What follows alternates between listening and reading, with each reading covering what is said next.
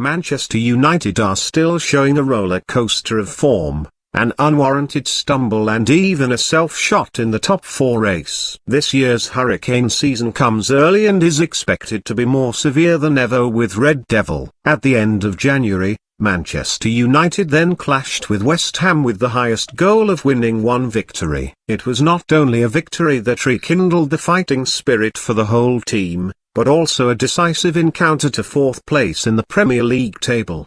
The Red Devils played a fine game then and beat West Ham breathlessly, emotionally with a last-minute goal from Marcus Rashford. In the end, Manchester United got what he needed. It was a position in the top four and morale was extremely high. Thought that victory would be a turning point for the Red Devils this season when everything is in their favour to move forward. They have the spirit of finding again. They have quite soft opponents in the immediate period and also a 2-week break to practice and imbibe the philosophy of Ralph Rangnick. However, Manchester United team that lost points like Newcastle, Watford, Burnley, are all names that are or have been in the relegation group.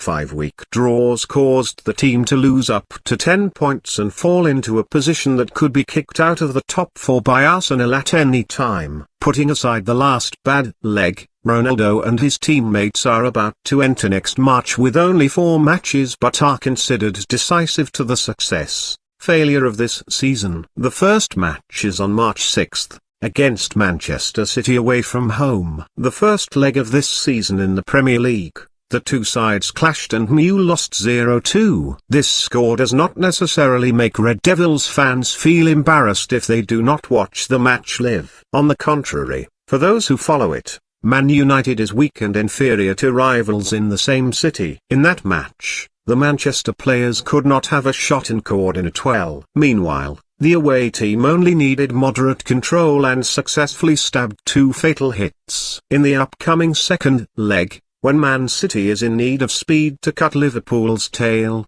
it seems that what Man United is about to suffer at Etihad is more terrible than the result at Old Trafford. The next match on March 13th, Conte's Tottenham is in turmoil after losing continuously over the past time. The captain of Spurs also has disappointing statements. However, Tottenham is still a team in the Big Six group. The ability to knock MU's foot is always there. If Spurs redefine their goal as a Europa League ticket, Kane and his teammates will not miss any opportunity to decide to win 3 points. The away goals rule has been removed, which means Elanga's goal at Wanda Metropolitano last week is almost meaningless for MU in terms of the advantage.